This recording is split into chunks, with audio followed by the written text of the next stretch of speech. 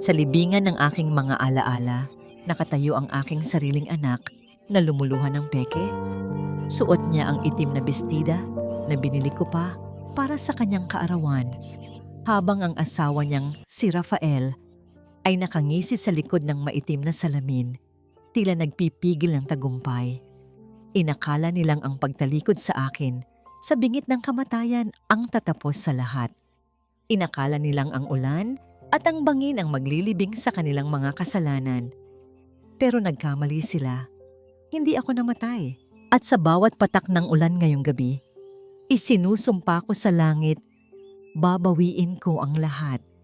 Hindi sa pamamagitan ng galit, kundi sa pamamagitan ng pagtuturo sa kanila kung ano ang tunay na halaga ng buhay kapag inalis mo ang lahat ng kinang ng salapi. Handa na ba kayong makinig sa kwento ng isang inang namatay para lang muling mabuhay? Malakas ang buhos ng ulan sa labas ng mansyon ng mga Arguelles sa Tagaytay. Ang bawat patak ay tila mga karayom na tumutusok sa bintana, nagbabadya ng isang masamang panahon. Ngunit sa loob ng malaking bahay, amoy rosas at mamahaling pabango ang hangin. Ito ang ika-55 kaarawan ni Doña Celina. Nakatayo siya sa harap ng malaking salamin sa kanyang kwarto, inaayos ang kanyang pearl necklace.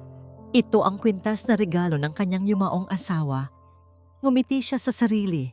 Sa wakas, pagkatapos ng ilang dekadang pagbabanat ng buto, pagtatayo ng imperyo mula sa wala, handa na siyang magpahinga. Kinuha niya ang isang makapal na brown envelope sa ibabaw ng kanyang tokador. Ito ang sorpresa niya para kay Leah, ang kanyang kaisa-isang anak, at kay Rafael, ang manugang na itinuring na niyang tunay na anak. Ang deed of donation, ibibigay na niya ang lahat, ang kumpanya, ang mga lupain, ang mansyon. Gusto na niyang maging simpleng lola na lang para sa kanyang apo na si Maya. Kampante ang kanyang puso. Alam niyang nasa mabuting kamay ang kanyang pinaghirapan. Dahan-dahang lumabas si Celina ng kwarto. Ang tunog ng kanyang takong ay nilamon ng makapal na carpet. Papunta siya sa library, kung saan kanina pa nag-uusap sina Leah at Rafael. Gusto niya silang sorpresahin. Gusto niyang makita ang saya sa mga mata ni Leah. Ngunit habang papalapit siya sa pinto ng library na bahagyang nakabukas, natigilan siya. Hindi tawanan ang kanyang narinig, kundi matitigas na boses na tila nagtatalo. Rafael, please. Birthday ni Mommy ngayon. Hindi natin pwedeng gawin to. Boses yon ni Leah, nanginginig at puno ng pag-aalinlangan. Leah, honey, listen to me. Sagot ni Rafael. Ang boses na dating malambing at magalang ay ngayoy puno ng diin at inis. Matanda na ang mommy mo. She's becoming unreasonable. Nakita mo ba kung paano niya pinagalitan yung accountant last week? She's losing it. Kung hindi natin siya pipirmahan ng power of attorney ngayon, baka ipamigay lang niya ang pera sa kung kani-kaninong charity. Paano na si Maya, paano na tayo? Napahawak si Celina sa kanyang dibdib. Nanlamig ang kanyang buong katawan. Siya? Nawawala sa sarili? Siya na nagpaaral kay Rafael sa ibang bansa? Siya na nagbigay ng kapital para sa negosyo nito na nalugi lang din naman? Pero Rafael, ang ipasok siya sa mental facility? That's too much. Nanay ko siya. Humihikbi na si Leah. It's simply a wellness center, Leah. Huwag kang OA. Putol ni Rafael. Ang tono ay tila nakikipag-usap sa isang batang walang alam. Kapag nakuha na natin ang kontrol sa kumpanya, we can visit her. Pero kailangan niya munang mawala sa eksena. She is a toxicity sa marriage natin. She controls everything. Gusto mo bang habang buhay tayong maging sunod-sunuran sa kanya? Katahimikan. Isang mahaba at nakabibinging katahimikan. Hinihintay ni Celina na ipagtanggol siya ng kanyang anak. Hinihintay niyang sumigaw si Leah, sampalin si Rafael at palabasin ito ng bahay. Sige, mahinang sagot ni Leah. Gawin natin pagkatapos ng dinner, papapirmahin ko siya. Ang salitang sige ay parang bombang sumabog sa pandinig ni Celina. Ang envelope na hawak niya ay dumulas sa kanyang nanginginig na mga daliri. at bumagsak sa sahig. Hindi niya ininda ang tunog nito. Ang puso niya ay tila biniyak ng milyong piraso. Ang anak na inaruga niya, ang anak na hindi niya pinalapuan sa lamok, ay handa siyang ipakulong sa ospital para lang sa pera. Hindi na siya nakapag-isip. Ang sakit ay naging takot. At ang takot ay naging pagnanais na tumakas. Tumakbo si Selena. Tumakbo siya palabas ng mansyon, sumugod sa malakas na ulan na walang payong at sumakay sa kanyang sasakyan. Pinaandar niya ito ng mabilis. Wala siyang direksyon. Gusto lang niyang makalayo sa bahay na yon na biglang naging pugad ng mga ahas. Ang ulan ay humahampas sa windshield, kasing lakas ng luha na umaagos sa kanyang mga mata. Wala siyang nakikita kundi ang imahe ni Leah na tumatango sa plano ni Rafael. "Bakit, Leah? Bakit?" Sigaw niya sa loob ng sasakyan. Ang boses ay basag at puno ng hinagpis. "Ibinigay ko naman ang lahat." Sa sobrang labo ng kanyang paningin at dulas ng daan sa zigzag road ng Tagaytay, hindi niya napansin ang matalim na kurbada. Huli na nang apakan niya ang preno. Ang sasakyan ay dumulas, umikot, at bumangga ng malakas sa railings sa gilid ng bangin. Ang tunog ng bakal na kumikis-kis sa semento at ang pagkabasag ng salamin ay umalingaw-ngaw sa gabi. Ang kalahati ng sasakyan ay nakabitin na sa ere, umuugoy-ugoy sa bingit ng malalim na bangin. Duguan ang noo ni Selena. Nahihilo siya. Ang bawat galaw ay nagpapalala sa pag-ugoy ng sasakyan. Sinubukan niyang abutin ang kanyang cellphone, ngunit nahulog ito sa ilalim ng upuan. Sa gitna ng ulan at dilim, may humintong sasakyan sa likuran. Nakita niya ang pamilyar na headlights, si Rafael at si Leah. Bumukas ang pinto ng SUV. Nakita niya si Leah na tumatakbo papalapit. Basa ng ulan, ang mukha ay puno ng takot. "Mommy!" sigaw ni Leah. Nakahinga ng maluwag si Selena.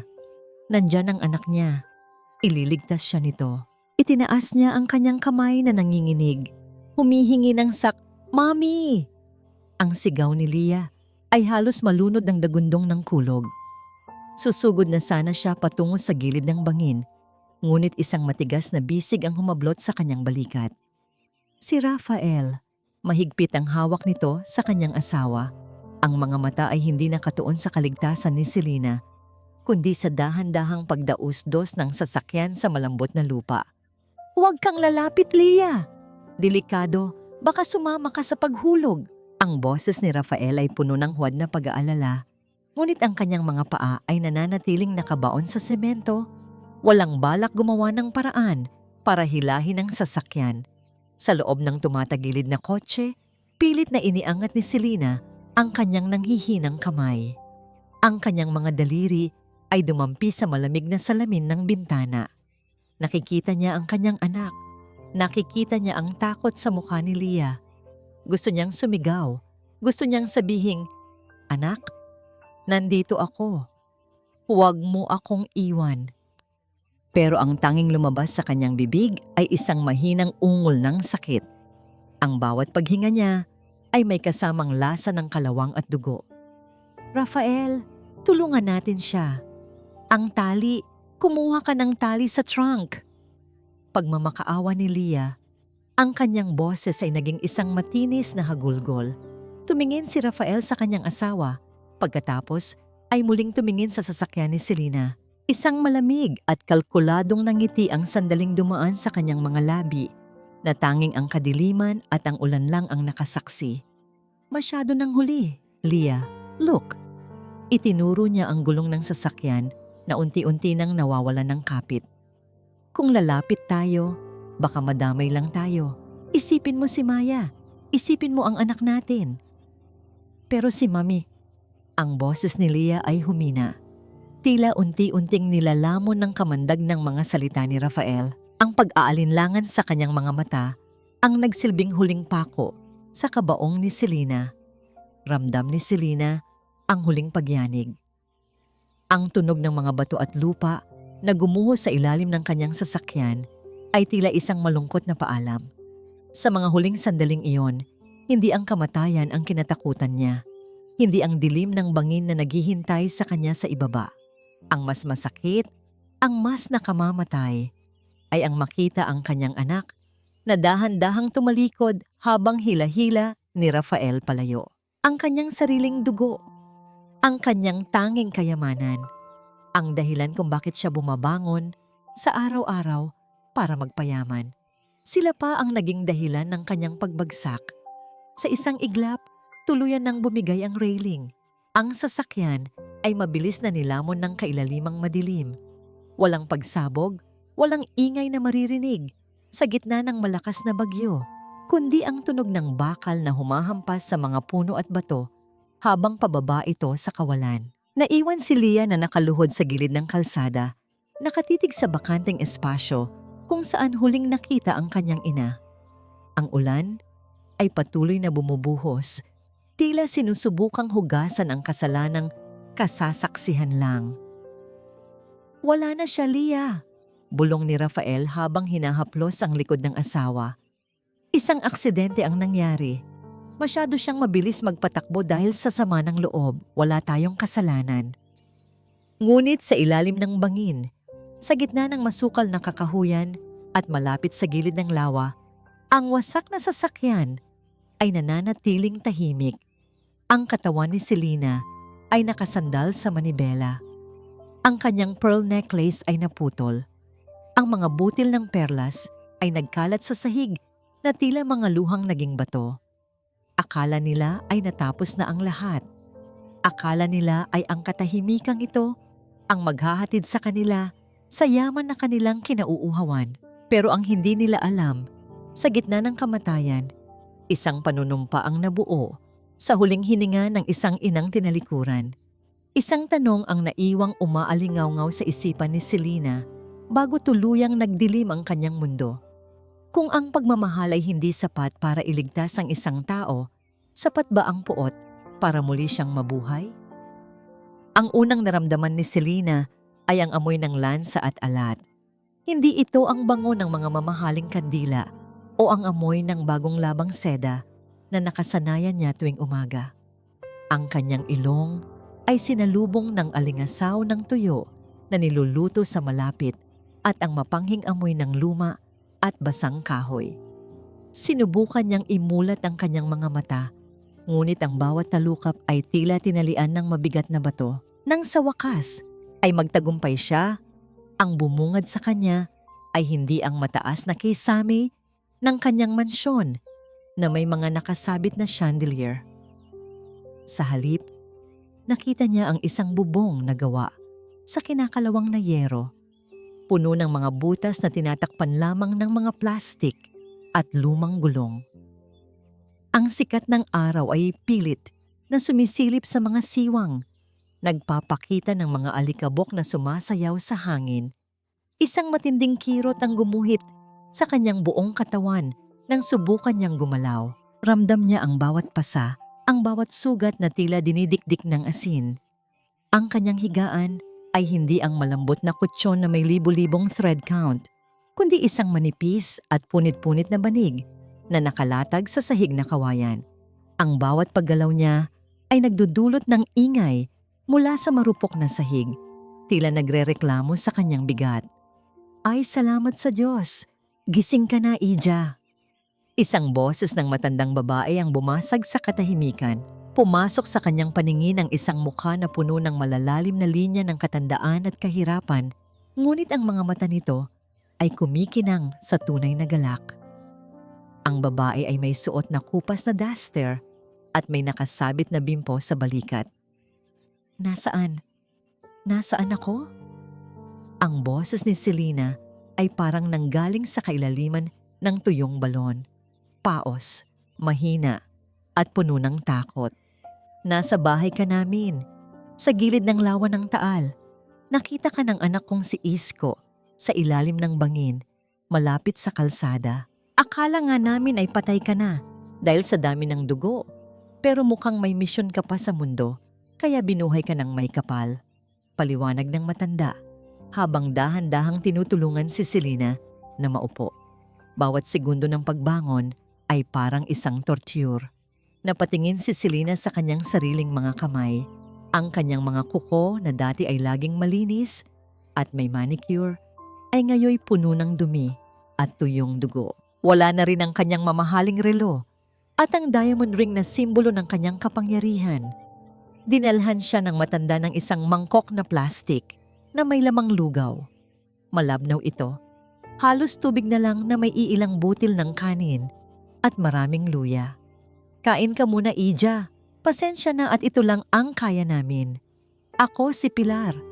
Pero tawagin mo na lang akong Nanay Pilar. Ang anak ko, si Isko, ay lumabas lang para mamasada ng tricycle para may pambili tayo ng gamot mo. Sabi ng matanda ng may malambot na tinig. Tiningnan ni Selena ang lugaw. Ito ang pagkain na dati ay tinitingnan niya nang may pandidiri kapag nakikita niyang kinakain ng kanyang mga construction worker. Ngunit sa sandaling iyon, ang usok na nanggagaling sa mangkok ay tila pinakamasarap na pabango sa kanyang ilong. Sa unang subo, ang init ng lugaw ay gumapang sa kanyang lalamunan. Nagbibigay ng kaunting buhay sa kanyang nanunuyong bituka. Kasabay ng paglunok ay ang pagdaloy ng mainit na luha sa kanyang mga pisngi. Hindi niya alam kung bakit siya umiiyak. Dahil ba sa sakit ng katawan? Dahil ba sa dumi ng paligid? O dahil sa katotohanang ang mga taong wala halos makain ang nagdudulot sa kanya ng pagkalinga habang ang sarili niyang anak ay hinayaan siyang mamatay sa dilim? Ano bang pangalan mo, Ija?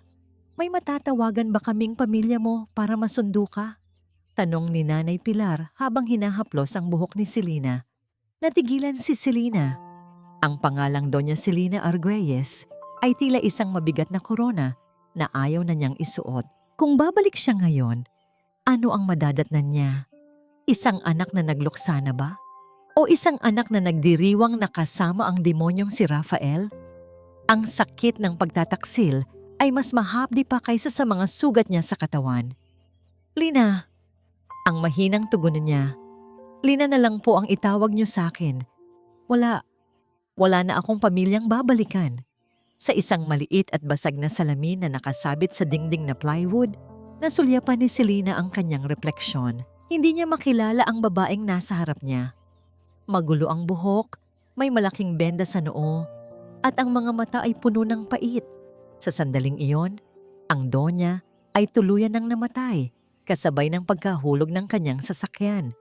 Ang natira ay isang babaeng walang pangalan, walang yaman, at tanging puot ang nagsisilbing gasolina para huminga.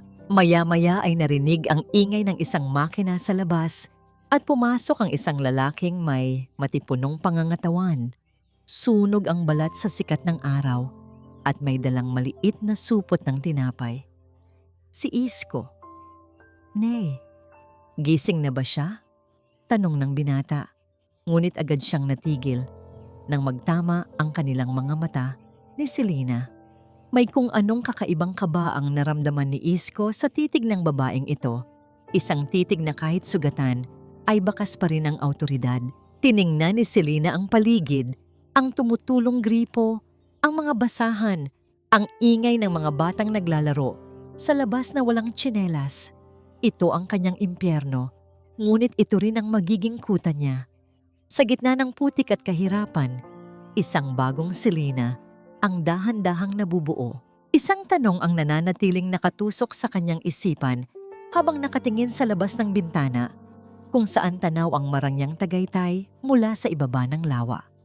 Hanggang kailan nila kayang panindigan ang kanilang kasinungalingan bago ko sila hilahin pababa sa putik na kinaroroonan ko ngayon. Lumipas ang mga araw na ang tanging musika sa pandinig ni Selena ay ang hampas ng alon sa pampang ng lawa ng Taal at ang tilaok ng mga manok sa madaling araw. Ang kanyang mga kamay, na dati ay tanging pluma at baso ng mamahaling bino lamang ang hinahawakan, ay unti-unti nang nagbabago. Ang balat na dati ay malasutla, ay ngayoy magaspang, puno ng mga sugat na dulot ng kaliskis ng isda at matitigas na lambat.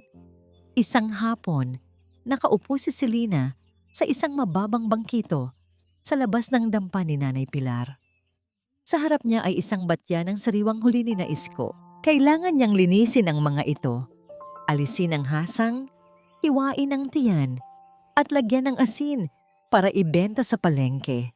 Ang amoy ng lansa ay kumakapit sa kanyang damit, sa kanyang buhok, at maging sa kanyang hininga. Sa bawat hiwa ng kutsilyo, tila hinihiwa rin ang kanyang puso. Naalala niya ang mga dinner party sa kanyang mansyon, kung saan ang mga chef ay naghahanda ng pinakamamahal na putahe para sa kanya. Ngayon, ang bawat isdang nililinis niya ay katumbas ng ilang pisong pambili ng bigas at kape. Lina, dahan-dahan lang, baka mahiwa mo ang daliri mo. Boses iyon ni Isko na kararating lang galing sa paghatid ng pasahero. Lumapit ang binata at naupo sa tabi niya. Napansin ni Isko ang panginginig ng mga kamay ni Selena. Kinuha niya ang kutsilyo mula rito at siya na ang nagpatuloy sa gawain. Hindi mo naman kailangang gawin ito, Lina. Bisita ka namin dito. Sabi ni Isko habang bihasa sa paglilinis ng isda. Hindi ako pwedeng habang buhay na palamunin lang, Isko. Sagot ni Selena, ang kanyang mga mata ay nakatuon sa malayo. Sa direksyon kung nasaan ang mga nagtataas ang bundok ng Tagaytay. Kailangan kong matutong mabuhay sa mundo nyo. Dahil ang mundong kinalakihan ko, wala na yon. Sandaling tumigil si Isko at tumingin sa kanya. Hindi niya alam kung sino talaga ang babaeng ito. Pero ramdam niya ang bigat ng nakaraan sa bawat salita nito. Tumayo si Isko at pumasok sa loob ng bahay. Paglabas niya, may dala siyang isang pares ng tsinelas na kulay asul. Luma na ito, may kaunting pudpod sa sakong, pero malinis. O, isuot mo ito. Nakita ko kanina, naglalakad ka ng nakayapak sa lupang basa. Baka kapasukin ng lamig at lagnatin ka. Malamig na utos ni Isko. Dahan-dahang isinuot ni Selena ang tsinelas. Ang lambot ng goma sa ilalim ng kanyang mga paa ay nagdulot ng isang kakaibang ginhawa. Isang ginhawang hindi kayang ibigay ng mga sapatos niyang nagkakahalaga ng libu-libong dolyar. Sa simpleng tsinelas na yon, naramdaman ni Selena ang isang malasakit na walang hinihintay na kapalit. Isang luha ang pumatak sa batya, humalo sa alat ng tubig at dugo ng isda. Nang gabi ring iyon, habang naghahanda sila ng hapunan, binuksan ni Nanay Pilar ang isang lumang radyo na nakapatong sa ibabaw ng sako ng bigas. Ang boses ng announcer sa AM station ay pumuno sa maliit na espasyo ng dampa. At para sa ating huling balita sa negosyo at lipunan, opisyal na nating kinukumpirma ang pagpanaw ng tinaguriang real estate queen ng Tagaytay, si Doña Selena Arguelles. Matapos ang halos isang linggong paghahanap sa kanyang sasakyan, sa ilalim ng bangin, isang bangkay na hindi na halos makilala ang natagpuan sa malapit na sapa. Kinumpirma ng kanyang kaisa-isang anak na si Lea Arguelles Monteclaro na ang mga alahas at damit sa bangkay ay pagmamay-ari nga ng kanyang ina. Ang basong hawak ni Selena ay dahan-dahang nabitiwan, bumagsak ito sa sahig na kawayan at ang tubig ay nagkalat sa paligid. Ang kanyang buong katawan ay naging parang yelo sa lamig. Inaasahan na bukas ay isasagawa ang huling pagpupugay at paglilibing sa abono ng Donya sa isang pribadong sementeryo. Kasabay nito, ipinahayag din ng manugang ng Donya na si Rafael Monteclaro na siya na ang pansamantalang mamamahala sa Arguelles Empire habang nagluluksa ang kanyang asawa. Kawawa naman ang Donya, buntong hininga ni Nanay Pilar habang nag-aayos ng pinggan. Ang yaman-yaman nga, maaga namang kinuha at ang anak, mukhang hindi man lang nagpatagal ng paghahanap, ililibing na agad. Hindi makapagsalita si Selena. Ang bawat salita mula sa radyo ay parang mga latay ng latigo sa kanyang likuran. Kinumpirma ni Lea, ang sarili niyang anak, ang nagpatunay na siya ay patay na. Isang bangkay na hindi makilala ang ginamit nila para makuha ang kanyang trono. Doon niya naintindihan ang lahat.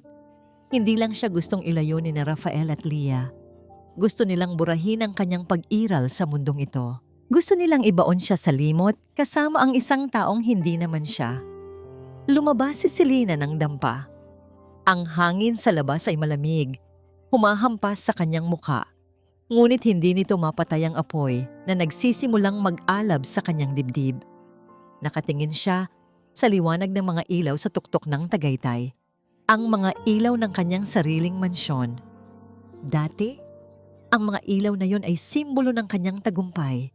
Ngayon, ang mga yon ay paalala ng kanyang pagkatalo. Ilibing niyo ang pangalang Selena Arguelles. Bulong niya sa dilim. Ang kanyang boses ay puno ng pait at determinasyon. Isuot niyo ang aking korona. Gastusin niyo ang aking pera. Dahil habang nagdiriwang kayo sa inyong pekeng kalayaan, dito sa putik na itinapon niyo ako, dito ako muling isisilang bilang inyong pinakamatinding bangungot. Huminga siya ng malalim.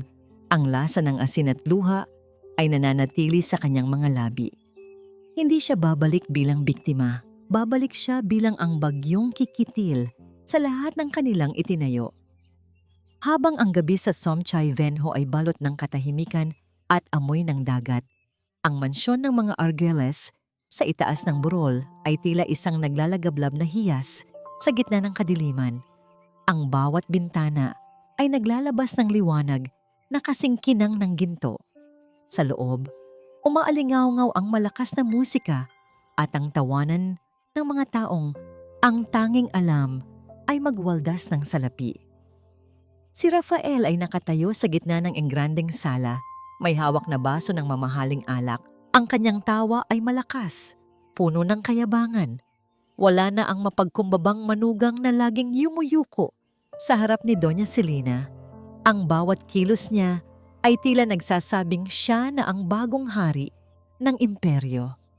Para sa bagong panahon ng Arguelles Group, sigaw ni Rafael habang itinataas ang kanyang baso sa mga bisita. Ngunit sa isang sulok, nakaupo si Leah na tila isang anino. Ang kanyang itim na bestida ay lalong nagpatingkad sa kanyang pamumutla. Ang kanyang mga mata ay walang buhay, laging nakatitig sa kawalan. Para sa kanya, ang bawat tawanan ng asawa ay tila isang sampal sa kanyang mukha. Sa gabi, ang bawat tunog ng ulan sa bubong ay nagpapaalala sa kanya ng mga daliring nakadikit sa bintana ng sasakyan bago ito tuluyang lumubog sa bangin. Leah, honey, bakit ka mukhang namatayan? Biro ni Rafael nang lumapit ito sa kanya. Bakas ang amoy ng alak sa hininga. Rafael, hindi pa nga natatapos ang 40 araw ni Mommy. Mahinang sagot ni Leah. Ang kanyang boses ay nanginginig. Bakit kailangan nating magparty ng ganito? Dahil ito ang nararapat. Mariing bulong ni Rafael habang hinahawakan ng mahigpit ang braso ni Leah. Ang mga daliri nito ay baon sa balat ng asawa. Huwag mo akong sisirain sa harap ng mga investors. Isipin mo, Leah, wala na ang nanay mong laging nakabantay sa bawat galaw natin. Malaya na tayo. Ngumiti ka. Kung hindi, ipapaalala ko sa'yo kung sino ang dahilan kung bakit tayo narito sa itaas. Ang takot ay muling gumapang sa puso ni Leah.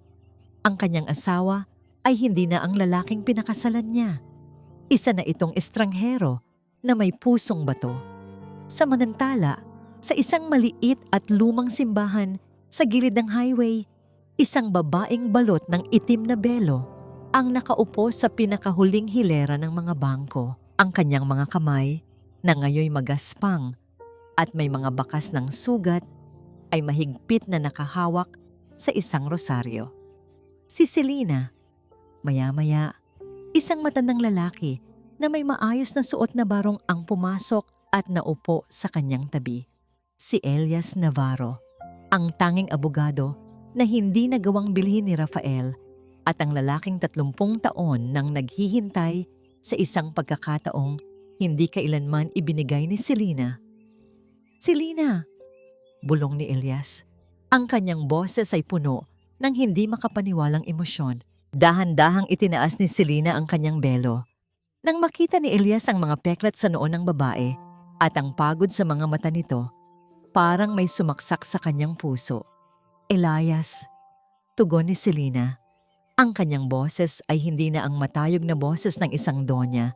kundi ang boses ng isang babaeng dumaan sa apoy.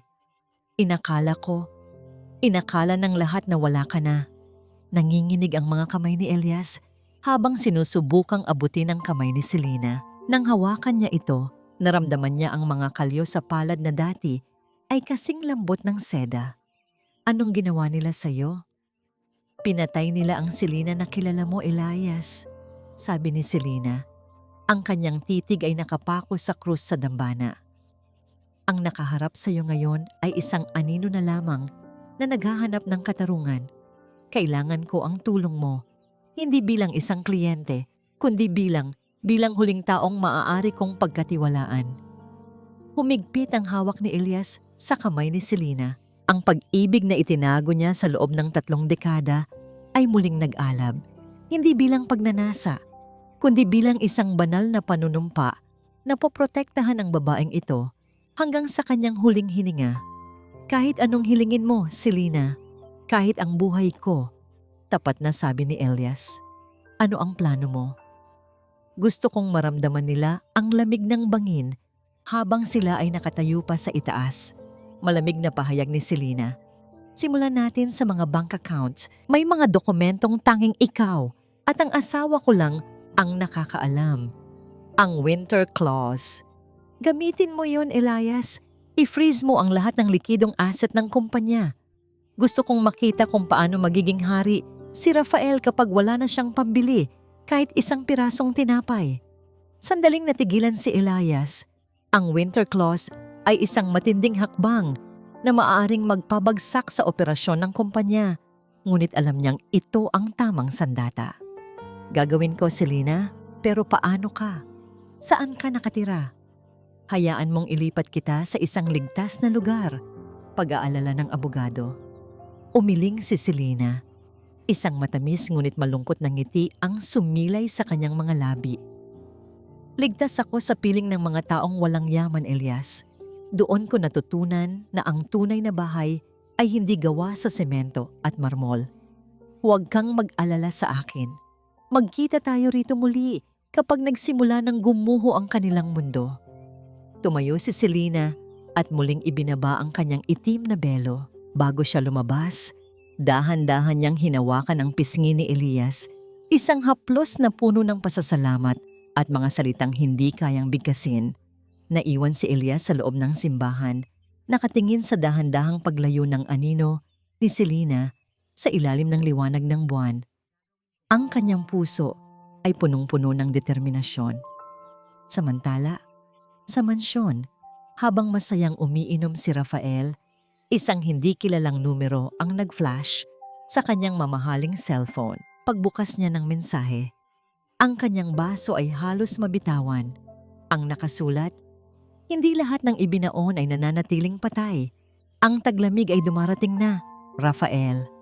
Lumingon si Rafael sa paligid, biglang nakaramdam ng isang kakaibang lamig sa kabila ng init ng party. Ang anino ng kahapon ay nagsisimula ng humaba at wala siyang mapagtataguan. Nabulabog ang payapang umaga sa baybayin ng lawa ng Taal dahil sa dagundong ng mga makina ng sasakyan. Hindi ito ang karaniwang tunog ng mga tricycle o bangka. 3 itim na sasakyan ang huminto sa bukana ng Somchay at mula rito ay bumaba ang mga lalaking nakabarong at may bitbit na mga papel. Sa likod nila ay ang ilang mga tauhan na may suot na helmet, tinitingnan ang paligid na tila mga buwitreng naghahanap ng biktima. Paalisin ang lahat ng mga illegal settler dito, sigaw ng isang lalaking tila leader nila. Ang lupang ito ay ari na ng Monteclaro Development Corporation. May 3 araw kayo para mag-impake, kundi ay gigibain namin ang mga bahay niyo. Nagkakagulo ang mga tao. Ang boses ni Nanay Pilar ay nanginginig sa takot habang nakahawak sa braso ni Isko. Si Isko naman ay kuyom ang mga palad, handang lumaban para sa kanilang munting tahanan. Sa gitna ng kaguluhan, dahan-dahang lumabas si Selena mula sa dampa. Ang kanyang mukha ay balot ng isang kupas na panyo. Tanging ang kanyang mga mata lamang ang nakikita. Mga matang puno ng apoy at awtoridad. Nakita niya ang logo sa mga dokumentong hawak ng mga lalaki. Ang korporasyong itinayo niya. Ngayoy ginagamit ni Rafael para mamerwisyo ng mga inosente. "Huwag kayong matakot!" Malakas na sigaw ni Selena. Ang boses niya ay gumaralgal, ngunit sapat na makapangyarihan para tumigil ang lahat. Walang aalis sa lupang ito hanggat walang maayos na court order. Ang mga papel na yan ay pananakot lamang. Tumingin ang mga tauhan ni Rafael sa kanya ng may pagtataka. Sino ang babaeng ito na tila alam ang pasikot-sikot ng batas? Ngunit bago pa sila makasagot, mabilis na lumapit si Isko at hinarap sila. Samantala, sa kabila ng lawa sa isang marangyang restaurant sa Tagaytay na may tanawin ng bulkan, nakaupo si Rafael kasama ang isang mahalagang investor. Punong-puno ng yabang ang kanyang mukha habang ipinapakita ang plano para sa Monte Claro Lakeside Resort, ang mismong lupang kinatatayuan ng Esomchay ni Isko. "Don't worry, Mr. Cheng. Ang mga squatter doon ay madaling paalisin. By next month, clearing na tayo." Paninigurado ni Rafael habang nag-o-order ng pinakamahal na steak at bote ng alak. Nang matapos ang pagkain, iniabot ni Rafael ang kanyang gintong credit card sa waiter nang may mapagmataas na nangiti. Ngunit paglipas ng ilang minuto, bumalik ang waiter na may bakas ng pag-aalinlangan sa mukha. "Excuse me, Mr. Monteclaro, declined po ang card ninyo," mahinang sabi ng waiter. Napakunot ang noo ni Rafael. "Impossible. Check it again. Baka sira ang machine nyo." Sinubukan muli ng waiter, ngunit ganoon pa rin ang resulta. Inilabas ni Rafael ang isa pang card at isa pa. Lahat ay declined. Ang pawis ay nagsimulang mamuo sa kanyang noo. Ang investor na kasama niya ay nagsimula ng tumingin ng may pagdududa. "May problema ba, Rafael?" tanong ni Mr. Cheng. Wala. Baka may system error lang ang bangko." Pilit ang tawa ni Rafael. Ngunit ang kanyang kamay ay nanginginig na sa ilalim ng lamesa. Napilitan siyang gamitin ang kanyang natitirang cash para bayaran ang bill. Isang bagay na lubos na nakapagpababa ng kanyang pride. Paglabas ng restaurant, agad niyang tinawagan ang kanyang accountant. "Anong nangyayari? Bakit hindi ko magamit ang mga accounts ko?" "Sir," tumawag po ang legal department. "Ang lahat ng major assets at cash flows ng kumpanya ay isinailalim sa winter clause ni Attorney Elias Navarro. Sinasabing may mga questionableng pirma sa mga huling transaksyon ni Doña Selena bago siya mamatay. Naka-freeze po ang lahat hanggat hindi natatapos ang audit." Paliwanag ng accountant sa kabilang linya. Napasigaw si Rafael sa gitna ng parking lot. Isinipa ang gulong ng kanyang bagong sasakyan. Ramdam niya ang dahan-dahang paghigpit ng bitag sa kanyang leeg. Sa Esomchay, matapos umalis ang mga demolition crew dahil sa matapang na paghaharap ng mga tao, bumalik ang pansamantalang katahimikan. Nakaupo si Selena sa silong ng isang puno ng mangga, kasama ang anak ni Isko na si Lita. Hawak ni Selena ang isang lumang libro at dahan-dahang tinuturuan ng bata kung paano bumuo ng mga salita. S.A. Sa M.A. Ma sa ima. Basa ni Lita nang may ngiti. Hinaplos ni Selena ang ulo ng bata. Ito ang golden moment na hindi niya naramdaman kay Lia. Noong bata pa si Lia, laging yaya ang kasama nito dahil abala si Selena sa pagpaparami ng pera. Ngayon, sa gitna ng kawalan, natuklasan niya ang tunay na ligaya ng pagiging isang ina at lola. "Nanay Lina, bakit ka po umiiyak?" tanong ng bata. Pinunasan ni Selena ang kanyang luha. "Wala ito, anak. Masaya lang ako dahil natuto ka na." Ngunit ang kapayapaang iyon ay naputol nang dumating ang sasakyan ni Rafael sa mansyon. Pumasok siya sa loob na parang isang bagyo. Si Lia ay nakatayo sa sala. Bit-bit ang kanilang anak na si Maya. "Anong ginawa mo, Lia? Kinausap mo ba si Elias?" Sigaw ni Rafael. Ang kanyang mukha ay namumula sa galit. "Hindi ko alam ang sinasabi mo, Rafael. Kakarating ko lang galing sa simbahan." Sagot ni Lia, natatakot sa boses ng asawa. "Huwag kang magsinungaling sa akin. Ikaw lang ang may access sa mga papeles ni Selena. Gusto niyo ba akong pabagsakin? Pagkatapos ng lahat ng ginawa ko para sa inyo? Rafael, nasasaktan ako. Sigaw ni Leah nang hawakan siya ni Rafael sa balikat ng sobrang higpit. Sa gitna ng galit at desperasyon, binitawan ni Rafael ang balikat ni Leah at mabilis na itinama ang kanyang palad sa pisngi ng asawa. Ang tunog ng sampal ay umalingaw-ngaw sa malaking sala, kasunod ng malakas na iyak ni Maya. Napabagsak si Leah sa sahig, hawak-hawak ang kanyang namumulang pisngi. Ang kanyang mga mata ay nanlaki sa gulat. Ito ang unang pagkakataon na sinaktan siya ni Rafael.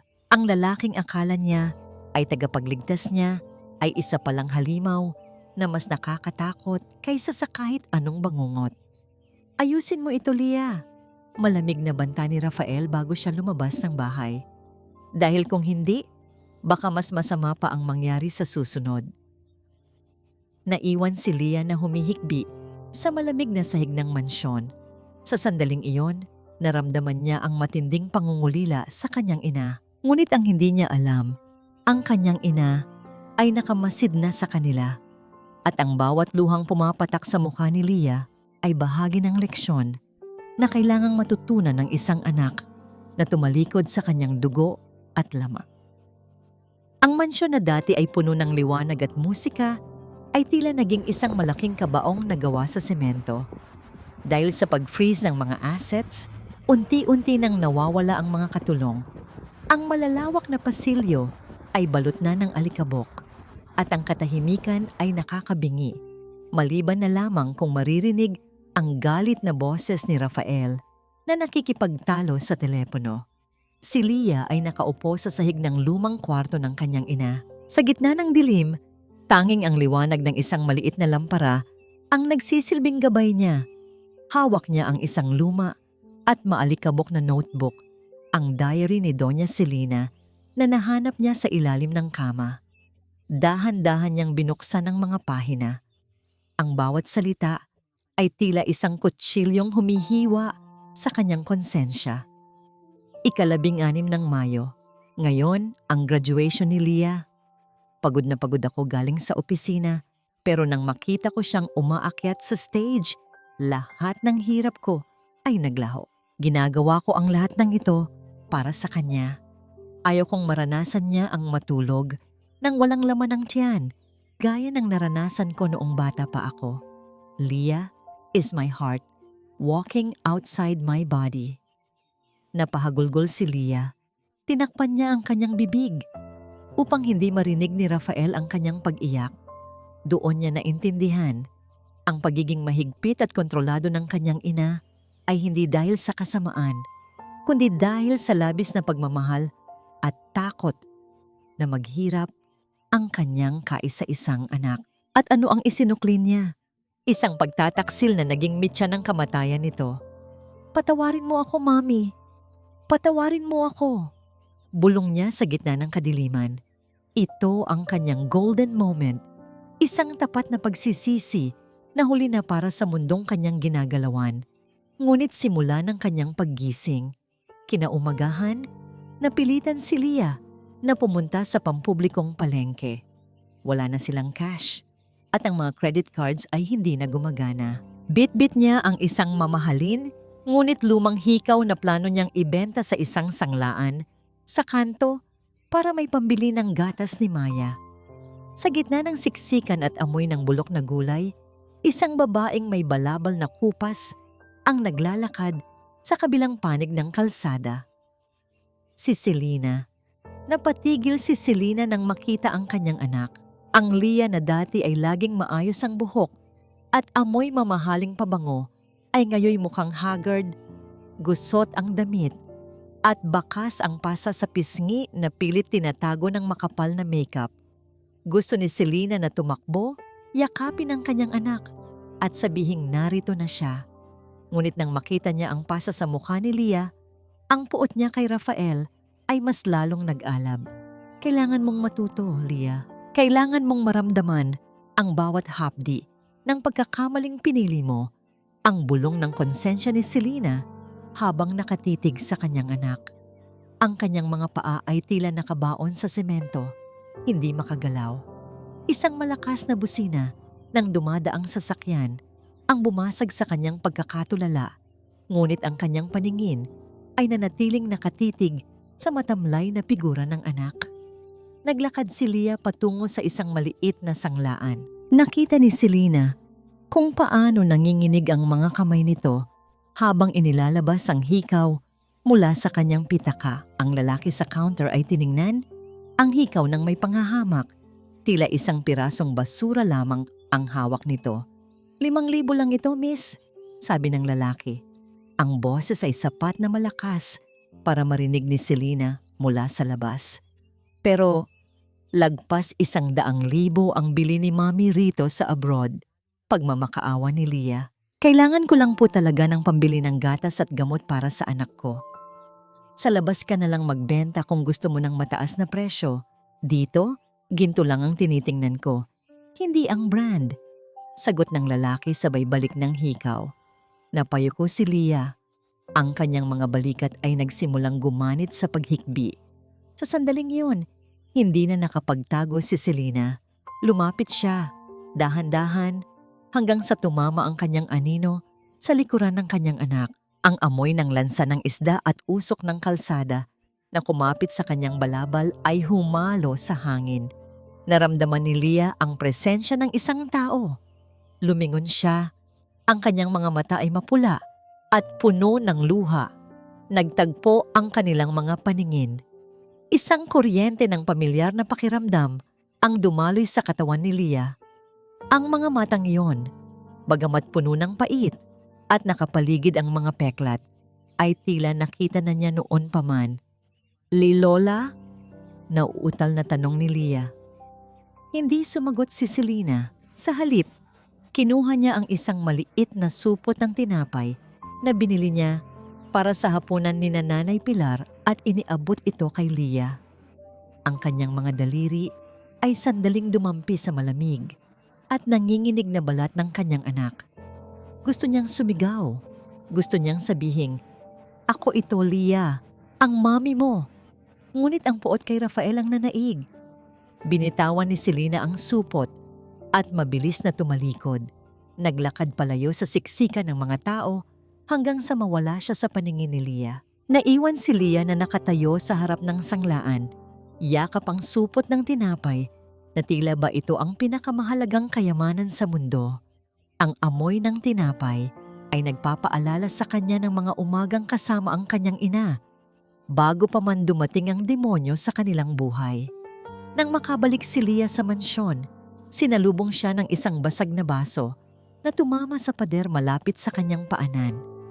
Ang tunog ng pagkakabasag ng kristal ay umalingaw-ngaw sa walang lamang sala. "Saan ka nang galing?" Sigaw ni Rafael. Ang kanyang buhok ay gulo-gulo. Ang kanyang polo ay may mantsa ng pawis at alak. "Sinabihan na kita, Leah. Kausapin mo si Elias. Sabihin mo sa kanya na iatras ang audit na yan." "Hindi ko magagawa yon, Rafael. Hindi ko makita si Elias. At kung makita ko man siya, wala akong karapatang utusan siya." Sigaw ni Leah pabalik. Ang kanyang takot ay unti-unti nang napapalitan ng galit. Mabilis na lumapit si Rafael at hinawakan ang buhok ni Leah. Hinila ito ng paitaas. Napasigaw sa sakit si Leah. "Wala kang karapatan. Lahat ng ito ay dahil sa'yo. Kung hindi mo pinatay ang nanay mo sa kalsada na yon, hindi tayo magkakaproblema ng ganito." Ang mga salita ni Rafael ay puno ng kamandag. Binaliktad ang lahat ng nangyari para lalong pahirapan ang kalooban ni Leah. "Ikaw ang pumatay sa kanya. Ikaw ang nagpigil sa akin." Sigaw ni Leah habang pilit na kumakawala. Sa gitna ng kanilang pagtatalo, isang malakas na iyak ng sanggol ang nanggaling sa itaas na palapag. Si Maya. Ang iyak ay puno ng hapdi. Tila ba ramdam ng bata ang kaguluhan sa paligid. "Pabayaan mo ang batang iyan. Maingay." Bulyaw ni Rafael. "Ang kailangan natin ay pera, hindi ang iyak ng isang sanggol." Tiningnan ni Leah ang kanyang asawa nang may matinding pagkasuklam. Ito ang lalaking pinili niyang mahalin kaysa sa kanyang ina. Ito ang lalaking ipinagpalit niya sa kanyang dangal. "Huwag mong madamay-damay ang anak ko rito. Rafael, malamig na sabi ni Leah. Mula ngayon, hinding-hindi mo na muling itataas ang kamay mo sa akin o sa anak ko. Tumawa si Rafael ng nakakaloko, isang tawang walang kaluluwa. Talaga? At paano mo ako pipigilan? Gutom ka na, Leah. Gutom na ang anak mo. Wala kang pupuntahan. Bit-bit ang supot ng tinapay na ibinigay ng estrangherong babae. Umakyat si Leah sa itaas. Iniwan ang asawang tila nawawala na sa katinuan sa loob ng silid habang yakap ang kanyang anak na may mataas na lagnat. Isang desisyon ang nabubuo sa isipan ni Leah. Ngunit ang hindi niya alam, ang sakit ay nagsisimula pa lamang. Sa labas, sa dilim ng gabi, isang banyera ng malamig na ulan ang nagsimulang bumuhos. At sa ibaba ng bundok, si Selena ay nakatingin sa taas sa kaisa-isang ilaw na bukas sa mansyon. Alam niya, ang maskara ni Rafael ay tuluyan ng nahulog at ang tunay na demonyo ay hindi na magtatagal na magtatago sa dilim. Hindi ito maaari. Patay na siya. Nakita ko ang bangkay. Ang sigaw ni Rafael ay yumanig sa loob ng kanyang madilim na opisina. Ang tanging liwanag sa silid ay nanggagaling sa screen ng kanyang laptop na nagpapakita ng isang larawan. Ang wasak na sasakyan sa ilalim ng bangin, ngunit sa upuan ng driver ay may nakapatong na isang sariwang puting rosas. Ang paboritong bulaklak ni Selena. Nanginginig ang mga kamay ni Rafael habang binubuksan ng isang itim na sobre na iniwan sa kanyang mesa. Walang nakasulat na pangalan ng nagpadala. Sa loob ay may isang pirasong papel na may sulat kamay na kasing talas ng labaha. Ang lupang kinuha sa pamamagitan ng dugo ay hindi kailanman magbubunga ng ginto. Binabantayan kita, Rafael. Ramdam mo ba ang bawat hakbang ko sa likuran mo? Ang sulat kamay ay eksaktong katulad ng kay Selena. Maging ang paraan ng pagkurba ng mga titik ay tila ba galing mismo sa pluma ng donya. Napasandal si Rafael sa kanyang upuan. Ang kanyang hininga ay naging mabilis at mababaw.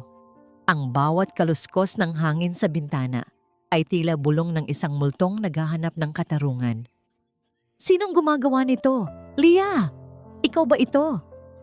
Bulyaw niya sa kawalan, ngunit tanging ang sarili niyang tinig ang bumalik sa kanya. Ang paranoia ay unti-unti nang kumakain sa kanyang katinuan. Tila isang laso na dahan-dahang kumakalat sa kanyang dugo. Samantala, malayo sa kaguluhan ng mansyon, ang dalampasigan ng lawa ng Taal ay nababalot ng isang mapayapang liwanag ng buwan. Nakaupo si Selena at Elias sa isang lumang troso sa pampang. Ang tunog ng banayad na alon na humahampas sa mga bato ay nagsisilbing oyayi sa kanilang pag-uusap. Natanggap na niya ang mensahe, Selena. Mahinang sabi ni Elias, ang kanyang boses ay puno ng katapatan. Nagsisimula na siyang mawala sa sarili. Ang bawat anino ay nakikita niya bilang ikaw. Huminga ng malalim si Selena. Ang kanyang paningin ay nakapako sa refleksyon ng buwan sa tubig. Sapat na ba ang takot, Elias? Sapat na ba yon para ibalik ang buhay na kinuha nila sa akin? Dahan-dahang itinaas ni Elias ang kanyang kamay at hinawakan ang kamay ni Selena. Sa pagkakataong ito, hindi na ito ang hawak ng isang abogado sa kanyang kliyente. Ito ang haplos ng isang lalaking naghintay ng kalahating buhay para sa sandaling ito. Hindi nito maibabalik ang nakaraan, Selena, pero maaari nitong ayusin ang kinabukasan, bulong ni Elias. Ang init ng kanyang palad ay tila gamot sa nanlalamig na puso ni Selena. Noong nalaman kong wala ka na, parang huminto ang mundo ko. Ngayong narito ka, hindi ko nahahayaang mawala ka pang muli. Kahit kailanganin kong kalabanin ang buong mundo para sa'yo. Ito ang kanilang golden moment. Walang magarbong salita, walang ot at na eksena. Tanging ang pagtatagpo ng dalawang kaluluwang pagod na sa laban ng buhay, ngunit nakahanap ng tahanan sa isa't isa. Isang tahimik na sandali kung saan ang mga sugat ng nakaraan ay dahan-dahang naghihilom sa ilalim ng liwanag ng mga bituin. Salamat, Elias. sa pananatili, kahit noong ang tanging ibinigay ko sa iyo ay ang aking likuran. Tugon ni Selena, ang kanyang boses ay puno ng emosyon. Ngunit ang kapayapaan ay saglit lamang. Ang mukha ni Elias ay biglang naging seryoso. May kailangan kang malaman, Selena. Desperado na si Rafael. Dahil naka-freeze ang lahat ng accounts, nakipag-usap siya sa isang sindikato. Ibinenta niya ang karapatan sa lupang ito, ang Somchay, para sa isang mabilis na cash loan. May utos na siyang ilabas para sa clearing. Gusto niyang idiretso ang resort project kahit iligal. Nanlamig ang puso ni Selena. Tiningnan niya ang mga dampa sa paligid, ang bahay ni Nanay Pilar, ang lugar kung saan siya muling natutong huminga. Gagamit siya ng dahas, Elias. Alam ko kung paano mag-isip ang mga taong wala nang mawala. Sabi ni Selena, ang kanyang mga mata ay nag-aapoy muli. Hindi ko hahayaang masaktan ang mga taong nagligtas sa akin. Kung gusto niya ng giyera, ibibigay ko sa kanya ang isang laban na hindi niya malilimutan. Kinaumagahan, sa mansyon, si Rafael ay nag-aayos ng kanyang gamit. Ang kanyang mga mata ay madilim, walang bakas ng tulog. Sa harap niya ay nakatayo ang isang grupo ng mga lalaking may matitigas ang mukha at may bitbit na mga mabibigat na kagamitan. Gawin niyo ang lahat. I-level niyo ang lugar na yon sa lupa. Utos ni Rafael, ang kanyang boses ay puno ng malisya. Kung may humarang, huwag kayong mag-atubiling gamitin ang kamay niyo. Tapusin na natin ang perwisyong ito ngayon din. Sa kabilang panig, si Nanay Pilar ay nagising sa isang kakaibang pakiramdam. Ang katahimikan ng madaling araw ay biglang naputol ng marinig ang malayong dagundong ng malalaking makina. Ang lupa ay nagsisimulang yumig sa bawat paglapit ng mga heavy equipment. Isko, Lina, gising! Sigaw ni Nanay Pilar. Ang kanyang boses ay puno ng takot. Lumabas si Selena ng dampa. Nakita niya sa di kalayuan ang mga ilaw ng mga bulldozer na tila mga mata ng dambuhala sa gitna ng kadiliman. Ang bawat hakbang ng mga makina ay tila bawat tibok ng puso ni Rafael na puno ng galit. Tumayo si Selena sa gitna ng daan. Ang kanyang balabal ay humahampas sa hangin. Sa likuran niya, ang mga tao sa Somchay ay nagsisimulang maglabasan, bit-bit ang kanilang munting pag-asa. Ang tanong na naiwan sa hangin, sapat ba ang tapang ng mga taong putik para pigilan ang bakal na dala ng isang demonyong wala ng katinuan? O ito na ang magiging huling gabi ng kanilang munting paraiso? Sagasaan niyo ang lahat. Wala akong pakialam kung may tao sa loob ng mga barong-barong na yan. I want this place cleared before sunrise. Ang malupit na utos ni Rafael ay bumasag sa katahimikan ng madaling araw. Nakatayo siya sa gilid ng kalsada, malayo sa putik, habang ang kanyang mga tauhan ay nagsisimulang paandarin ang dalawang higanting bulldozer. Ang dagundong ng mga makina ay tila ungol ng mga gutom na dambuhala, nagpapatalbog sa bawat butil ng ulan na nananatili sa mga dahon. Sa harap ng mga higanting bakal, nakatayo ang isang pangkat ng mga tao. Ang mga mangingisda ay bitbit ang kanilang mga sagwan. Ang mga kababaihan ay magkakahawak kamay at si Isko ay nasa pinakaunahan. Ang kanyang mga paa ay nakabaon sa malambot na putik. Sa gitna nila ay si Selena. Yakap-yakap ang maliit na silita. Ang init ng katawan ng bata ay kabaligtaran ng malamig na bakal na dahan-dahang lumalapit sa kanila. Ito ang ironya ng buhay ni Selena. Noong siya ang reyna ng real estate, siya ang naguutos na patagin ang bundok. Ngayon, siya ang huling depensa ng isang maliit na piraso ng lupa na tinatawag nilang tahanan. Ramdam ni Selena ang panginginig ng lupa sa ilalim ng kanyang mga paa. Ang bawat sentimetro ng paglapit ng bulldozer ay tila bawat dagok sa kanyang dibdib. Ang kanyang puso ay humahampas sa kanyang mga balat tila, isang ibong gustong kumawala. Ngunit sa halip na tumakbo, mas hinigpitan niya ang pagkakahawak sa kamay ni Isko. Huwag kayong aalis. Kapag umatras tayo ngayon, kukunin nila Pati ang ating dangal, sigaw ni Selena. Ang kanyang boses ay tila isang kampana na nagbibigay ng lakas sa lahat. Hoy matandang baliw! Umalis kayo riyan kung ayaw niyo maging bahagi ng pundasyon ng resort na ito. Sigaw ng driver ng bulldozer, ngunit hindi siya pinansin ni Selena. Isang marangyang itim na sasakyan ang huminto sa likuran ng mga makina. Bumukas ang pinto at lumabas si Rafael. May hawak na payong, ang kanyang mga sapatos na gawa sa balat ng hayop ay nangingintab pa rin sa kabila ng dumi ng paligid. Sa tabi niya, lumabas din si Leah. Maputla ang kanyang anak. Ang mga mata ay puno ng takot habang nakatingin sa kaguluhang ginagawa ng kanyang asawa. Rafael, tama na. May mga tao silang masasaktan. Pagmamakaawa ni Leah, ang kanyang boses ay nanginginig sa lamig at takot. Tumahimik ka, Leah. Para sa atin ito.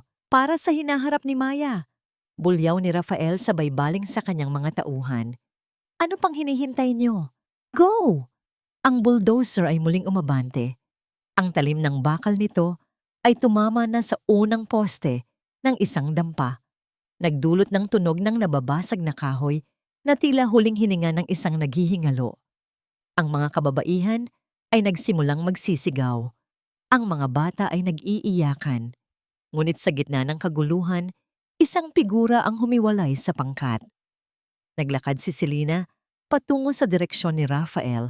Ang bawat hakbang niya sa putik ay tila may kasamang bigat ng katarungan.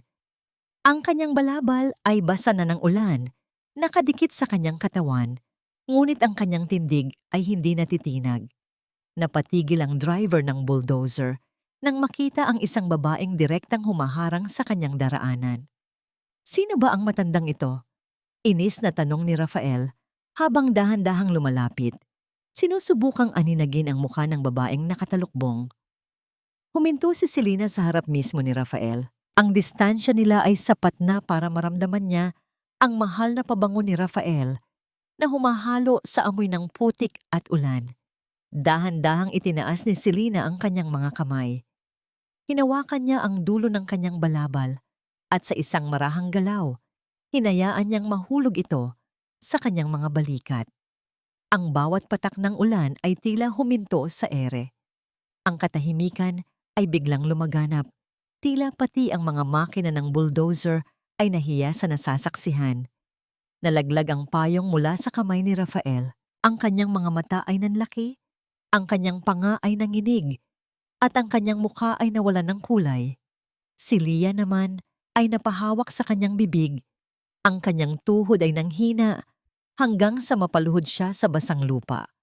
Mami? Ang mahinang bulong ni Leah ay parang isang panalangin sa gitna ng impyerno. Selena? Pero paano? Patay ka na. Nautal na, sabi ni Rafael. Ang kanyang boses ay puno ng kilabot. Ang bawat salita ay parang isang confesses sa harap ng hukom. Huminga ng malalim si Selena. Ang kanyang mga mata, na ngayoy puno ng talim at kapayapaan, ay direktang nakatitig sa kaluluwa ng kanyang manugang. Hindi namamatay ang katotohanan sa ilalim ng bangin, Rafael. Ang boses ni Selena ay malamig na parang hanging amihan. Narito ako para bawiin ang koronang ninakaw nyo at para protektahan ang mga taong itinuring akong pamilya nung itinapon nyo ako na parang basura. Ito ang kanilang golden moment, hindi dahil sa yaman, kundi dahil sa pagkakaisa.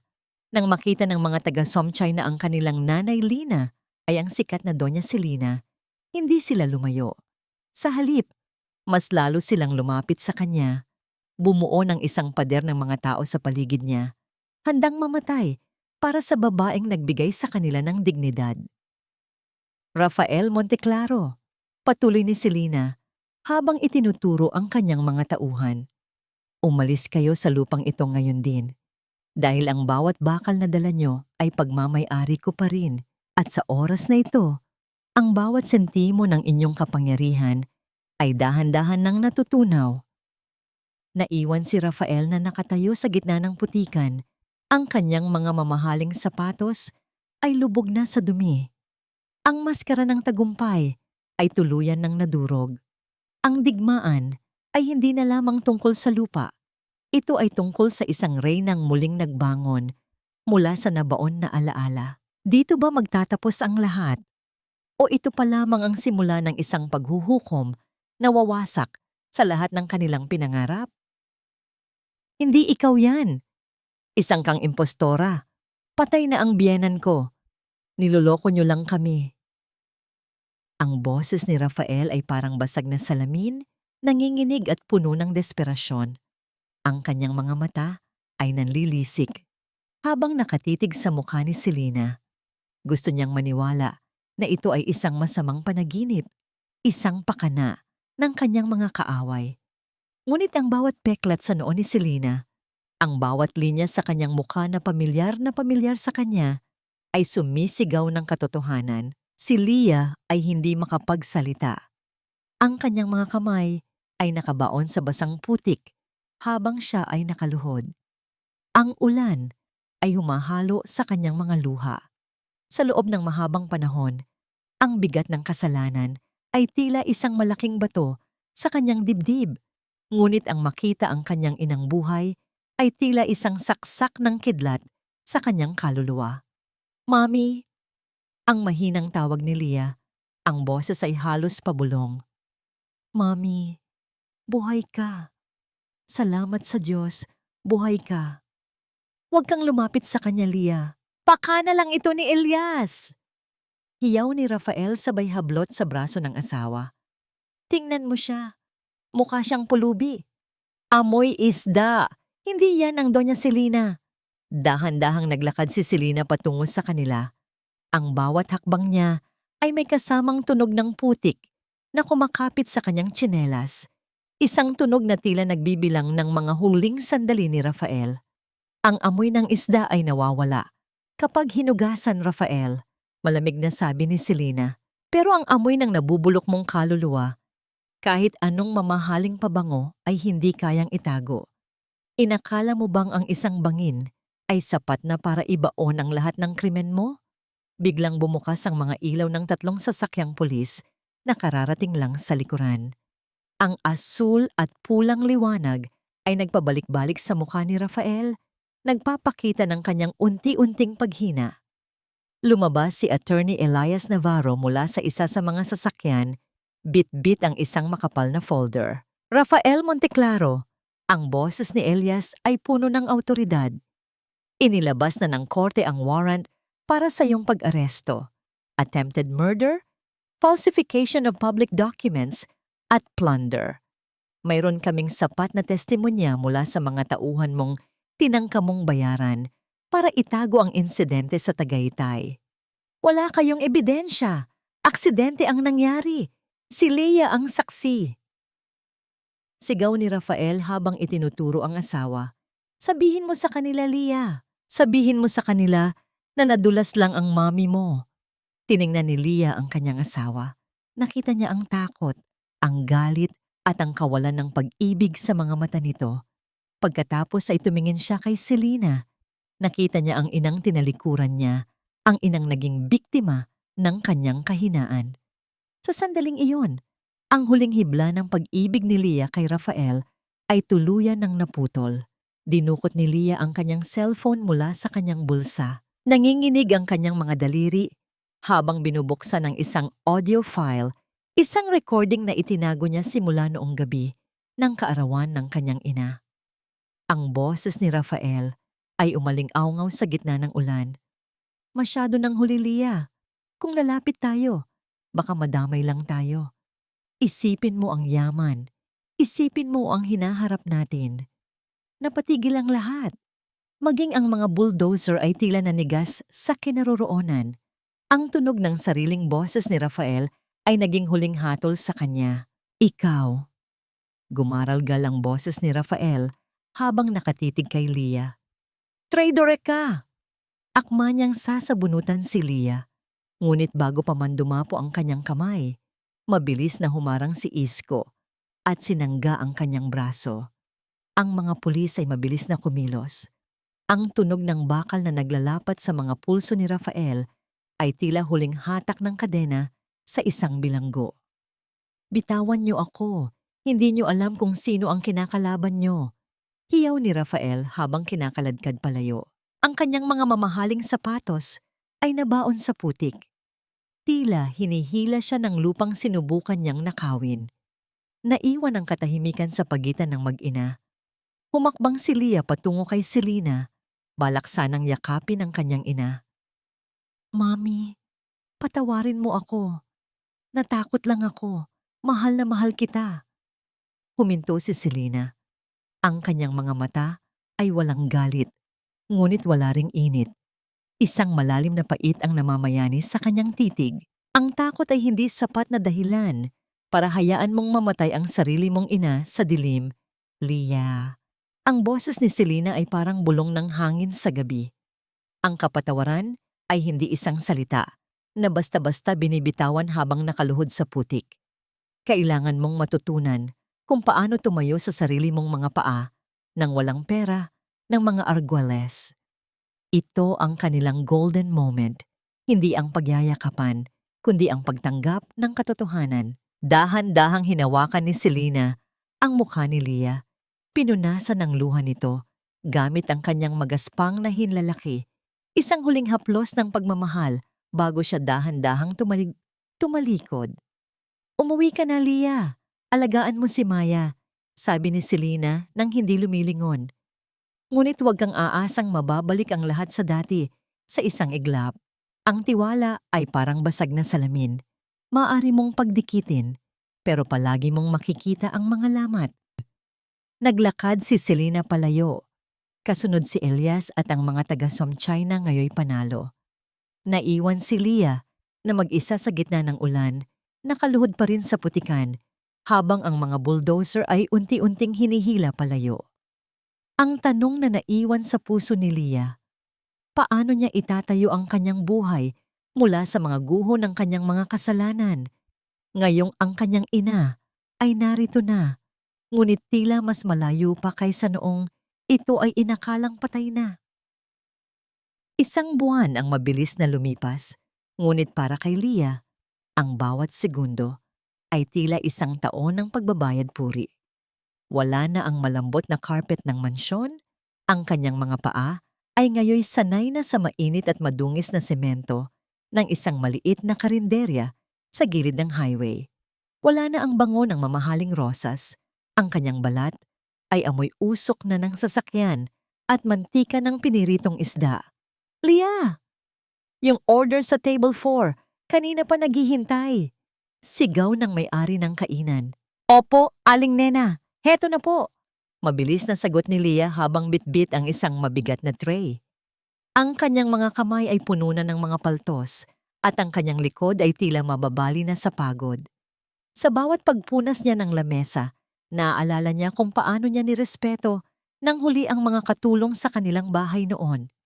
Ngayon, siya na ang tumatanggap ng mga utos, ng mga reklamo, at ng mga barya na tila ba wala siyang halaga. Ngunit sa tuwing titingnan niya ang kanyang anak na si Maya, na mahimbing na natutulog sa isang karton sa sulok ng kainan, lumalakas ang kanyang loob. Natutunan na niyang pahalagahan ang bawat piso, dahil alam niyang bawat butil ng kanin na kinakain nila ay galing sa kanyang sariling pawis. Malayo sa kanya, nakaparada ang isang itim na sasakyan na may madilim na salamin. Sa loob nito, nakaupo si Selena kasama si Elias. Nakatingin si Selena sa kanyang anak mula sa malayo. Nakita niya kung paano napapunas ng pawis si Leah gamit ang kanyang braso at kung paano ito yumuyuko sa mga customer. Selena! Sapat na marahil ito, mahinang sabi ni Elias habang nakikita ang panginginig ng mga labi ni Selena. Nahihirapan na siya. Hayaan mo na siyang bumalik sa mansyon. Maaari mo naman siyang turuan doon. Huminga ng malalim si Selena. Pilit na pinipigilan ng luha na gustong kumawala. Elias, kung kukunin ko siya ngayon, ang matututunan lang niya ay may sasagip palagi sa kanya kapag nagkamali siya. Kailangan niyang malaman na ang buhay ay hindi isang laro. Kailangan niyang maging matatag para kay Maya. Ang pagmamahal ng isang ina ay hindi laging pagyakap. Minsan, ito ay ang pagbitaw para matuto ang anak na lumipad ng mag-isa. Pinanood ni Selena si Leah hanggang sa matapos ang shift nito. Nakita niya ang pagod sa bawat hakbang ng anak habang bitbit ang natutulog na si Maya patungo sa isang maliit at mainit na kwarto sa itaas ng isang paupahan. Ang sakit sa dibdib ni Selena ay parang isang sugat na muling bumubuka, ngunit nanatili siyang matatag. Kinabukasan, habang naglalakad si Leah patungo sa trabaho, dumaan siya sa harap ng malaking gate ng mansyon ng mga Arguelles. Huminto siya sandali. Nakatingin sa mga rehas na bakal. Hindi na siya naghahangad na pumasok. Pakiramdam niya ay hindi na siya karapat-dapat sa karangyaang yun. Inilabas niya ang isang pirasong papel mula sa kanyang bag, isang drawing mula kay Maya. Ito ay larawan ng tatlong babae na magkakahawak kamay. Si Leah, si Maya, at isang babaeng may korona na.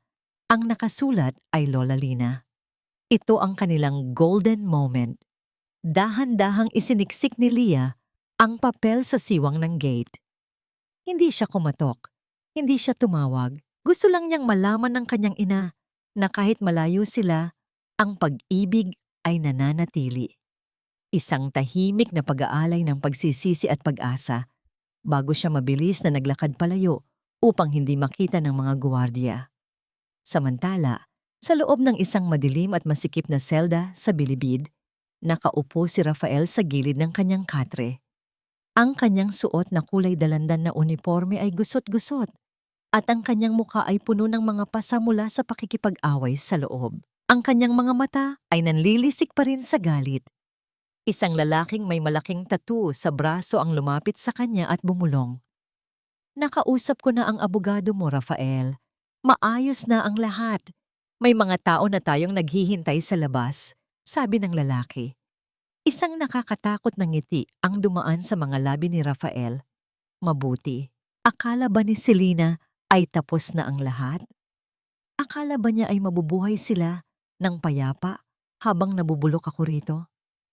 Kung hindi ako ang magmamay-ari ng imperyong yon, walang sino man ang makikinabang. Kinuha ni Rafael ang isang maliit at nakatagong litrato ni Maya at Leah.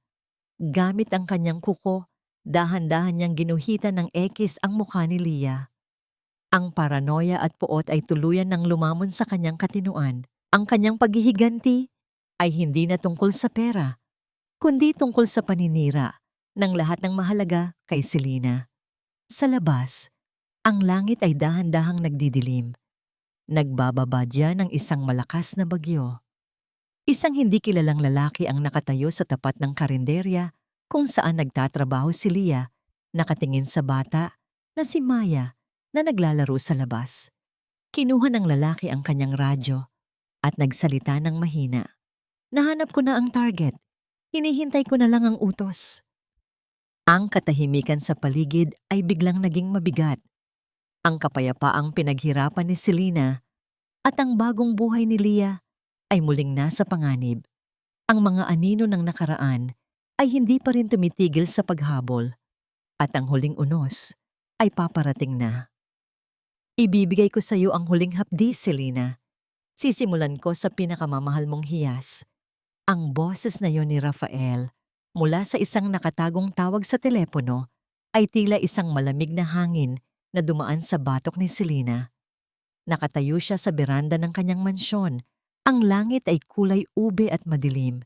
Nagbababadya ng isang unos na hindi lamang tubig ang dala, kundi luha. Sa kalsada sa harap ng karinderya, ang lahat ay tila normal. Busy si Leah sa paglilinis ng mga mesa, habang ang maliit na si Maya ay nakaupo sa isang plastik na upuan, nilalaro ang isang manikang gawa sa basahan. Isang itim na van ang dahan-dahang gumagapang sa gilid ng highway.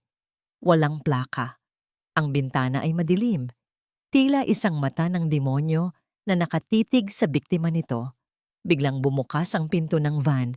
Isang lalaking nakasuot ng jacket at itim na bonnet ang mabilis na lumabas. Sa isang iglap, binuhat nito si Maya. Ang tanging narinig ni Leah ay ang mabilis na paghinga ng kanyang anak at ang tunog ng pagkadulas ng sapatos ng lalaki sa graba. "Maya, ang anak ko!" sigaw ni Leah. Ang tray na hawak niya ay nahulog sa semento. Nagkalat ang mga basag na pinggan, ngunit hindi niya ininda ang hapdi ng mga pirasong tumalsik sa kanyang binti. Tumakbo si Leah nang higit pa sa bilis ng hangin. Ang kanyang puso ay tila sasabog sa kaba. Ang kanyang paningin ay nakapako lamang sa maliit na kamay ni Maya na kumakawala sa loob ng van. Hindi siya ang dating Leah na mahina at iyakin. Sa sandaling iyon, ang dugo ni Selena, ang dugong palaban at matapang, ay umagos sa kanyang mga ugat. Nakahabol si Leah sa pinto ng van bago ito tuluyang sumara. Kumapit siya sa gilid ng sasakyan, ang kanyang mga kuko ay bumaon sa bakal. Hindi niya binitawan ang pinto kahit na nagsimula ng umandar ng mabilis ang sasakyan. Ang kanyang katawan ay nakaladkad sa aspalto. Ang hapdi ng pagkagasgas ng kanyang balat sa kalsada ay hindi niya naramdaman. Ang tanging nasa isip niya ay ang kanyang anak. "Bitawan mo ang anak ko. Kunin niyo na ang lahat. Huwag lang ang anak ko," hiyaw ni Leah sa gitna ng hangin at alikabok. Sa di kalayuan, dumating ang sasakyan ni Selena. Nakita niya ang eksena, ang kanyang anak na nakakapit sa tumatakbong van, duguang ang mga siko at tuhod, ngunit ayaw bumitaw. Ang bawat paghatak ng van sa katawan ni Leah ay tila bawat saksak sa puso ni Selena. "Elias, bilisan mo! Ang anak ko! Ang apo ko!" Sigaw ni Selena. Ang kanyang boses ay puno ng pait at takot. Dahil sa tapang ni Leah na hindi bumitaw, napilitang huminto ang van nang sumabit ang damit nito sa gulong. Mabilis na bumaba ang lalaki at tinangkang sipain si Leah. Ngunit bago pa man ito mangyari, ang mga tauhan ni Elias na nakasubaybay sa paligid ay mabilis na kumilos. Ang tunog ng mga yabag ng takbo ng mga pulis at ang pag-atungal ng sirena ay pumuno sa paligid. Nailigtas si Maya. Ang bata ay mabilis na kinuha ni Selena, habang si Leah ay nakahiga sa kalsada. Punit-punit ang damit at duguan ng buong katawan. Ang kanyang mukha ay puno ng dumi. Ngunit nang makita niyang ligtas ang kanyang anak, sa bisig ng kanyang ina, isang ngiti ng tagumpay ang sumilay sa kanyang mga labi bago siya tuluyang nawalan ng malay. Ito ang kanilang golden moment. Hindi ito nangyari sa isang marangyang piging, kundi sa gitna ng maduming kalsada. Dahan-dahang lumuhod si Selena sa tabi ni Leah. Kinalimutan ng kanyang mamahaling bestida na ngayoy nadumihan na rin ng dugo ng kanyang anak. Kinuha niya ang ulo ni Leah at iniyakap sa kanyang dibdib. "Patawad, anak. Patawad," bulong ni Selena habang ang kanyang mga luha ay pumapatak sa mukha ni Leah. "Nandito na si Mommy. Hindi na kita bibitawan." Sa ospital, ang puting dingding at ang amoy ng gamot ay nagbibigay ng isang malamig na pakiramdam. Nakaupo si Selena sa tabi ng kama ni Leah habang si Maya ay mahimbing na natutulog sa sofa sa tabi ni Elias. Ang bawat tunog ng makina na nagbabantay sa tibok ng puso ni Leah ay tila isang paalala kung gaano kalapit ang kamatayan sa kanila. Dahan-dahang imulat ni Leah ang kanyang mga mata. Nang makita niya ang kanyang ina, ang unang ginawa niya ay ang abutin ng kamay nito.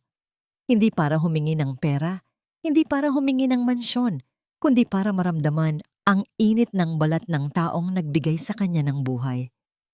"Mommy, si Maya?" Mahinang tanong ni Leah. "Ligtas siya, anak. Ligtas tayong lahat," sagot ni Selena. Ang kanyang boses ay basag sa emosyon.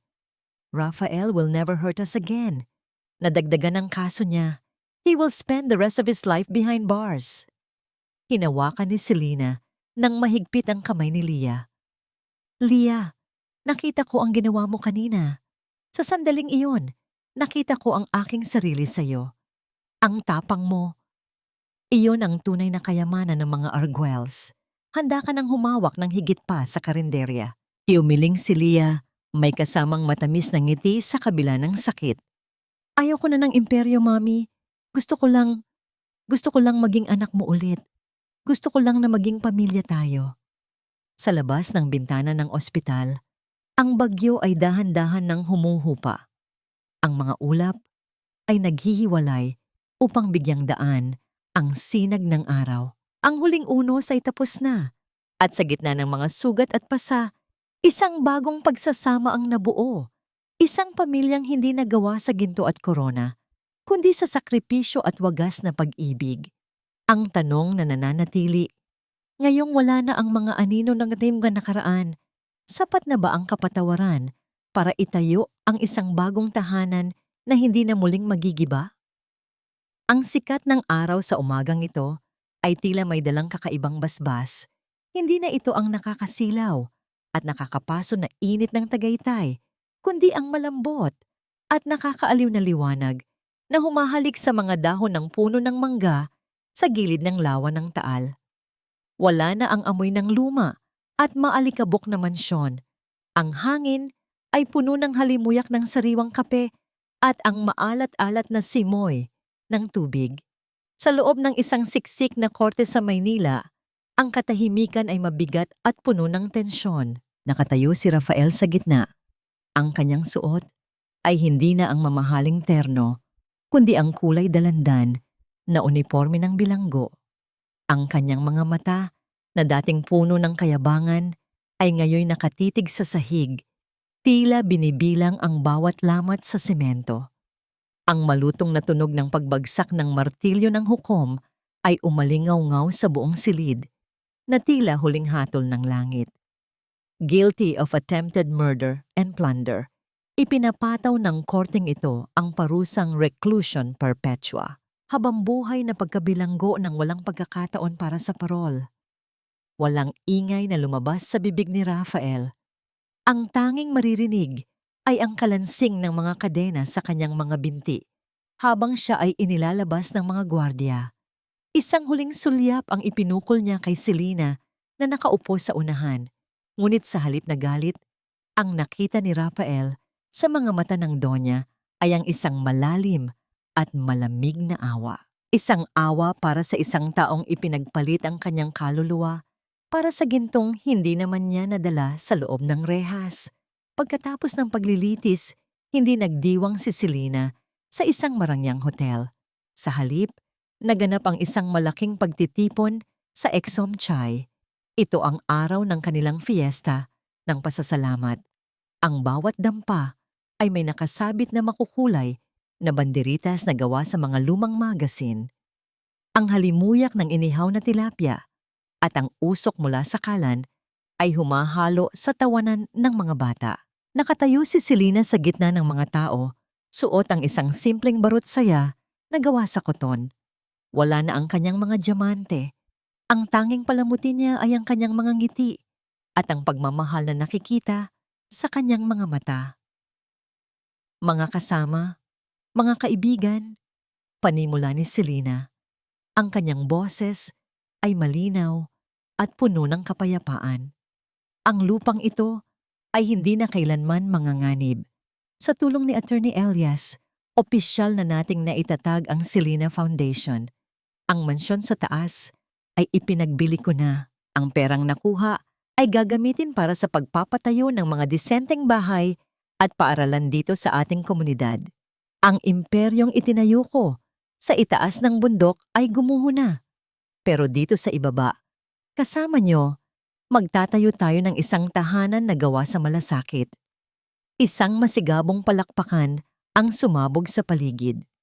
Ang mga tao ay lumapit, yumakap, at nagpasalamat kay Nanay Lina. Sa isang sulok ng komunidad, nakaupo si Leah sa isang mesa, abala sa pag-aayos ng mga papeles para sa mga scholars ng foundation. Ang kanyang mga kamay ay may mga bakas pa rin ng peklat mula sa pagkakakaladkad sa kalsada, ngunit ang bawat kilos niya ay puno ng direksyon. Wala na siyang suot na makeup. Ang kanyang buhok ay nakatali lang ng simple. Ngunit siya ay mukhang mas maganda kaysa noong siya ay nabubuhay pa sa karangyaan. Leah, tawag ni Selena habang lumalapit sa anak. Tumayo si Leah at niyakap ang kanyang ina. Mami, tapos na po ang listahan para sa unang batch ng mga bata. Bukas, magsisimula na silang pumasok sa bagong learning center. Hinaplos ni Selena ang mukha ng anak. Proud ako sa iyo, Leah. Natutunan mo ng magtanim, kaya ngayon, handa ka ng umani ng tunay na kaligayahan. Ito ang kanilang golden moment, ang pagtanggap na ang yaman ay hindi nasusukat sa laman ng bangko, kundi sa dami ng taong natulungan mo. Isang tahimik na pag-unawa sa pagitan ng mag-ina na ang bawat pagkakamali ng nakaraan ay naging pataba lamang para sa kanilang bagong simula. Nang dumaan ang hapon at ang langit ay naging kulay kahel, naglakad si Selena patungo sa dalampasigan. Nakita niya si Elias na nakatayo doon, nakatingin sa dahan-dahang paglubog ng araw. Lumapit si Selena at tumayo sa tabi nito. Ang tunog ng banayad na alon na humahalik sa pampang ay tila isang mahiyaing bulong. Selena! Ang boses ni Elias ay puno ng lambing. Tapos na ang bagyo. Ano na ang susunod na kabanata para sa atin? Tumingin si Selena kay Elias. Nakita niya ang lalaking hindi sumuko sa kanya.